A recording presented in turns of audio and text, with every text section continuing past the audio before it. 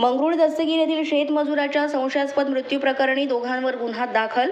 मंगरुळ दस्तगीर येथील शेतमजुरी करणारे श्रीकृष्ण लोंढे हे 22 नोव्हेंबर ते 24 नोव्हेंबर दरम्यान बेपत्ता झाले होते आणि त्यानंतर 4 दिवसांनी 26 नोव्हेंबर रोजी दिघी महल्ले रस्त्यावर साबणकर यांच्या शेताजवळच त्यांचा अर्धवट कुजलेल्या अवस्थेमध्ये मृतदेह आढळला होता। या दरम्यान मृताची मुलगी सौ अर्चना तांबटकर यांनी मंगरुळ दस्तगीर पोलिसांच्या चौकशीवर सुद्धा संशय व्यक्त केला होता। आपल्या वडिलांच्या मृत्यूस किशोर कोरडे हे जबाबदार असून शेतात मृत्यू झाल्यानंतर त्यांनी मृतदेह दुसऱ्याच्या मदतीनं लांब नेऊन टाकल्याचा आरोपही त्यांनी केलेला आहे। त्यामुळे आता किशोर कोरडे यांच्यावर गुन्हा दाखल करण्याची मागणी करण्यात आली होती। परिसरामध्ये विविध चर्चांना त्यामुळे उधाण आलं होतं। मंगरुळ दस्तगीर पोलिसांकडून याबाबत गुन्हा दाखल करण्यास विलंब होत होता। या प्रकरणी आमदार प्रताप अडसर यांनी सुद्धा जिल्हा पोलीस अधीक्षक यांना सत्य शोधून योग्य कारवाई करण्याचे निर्देश दिले होते।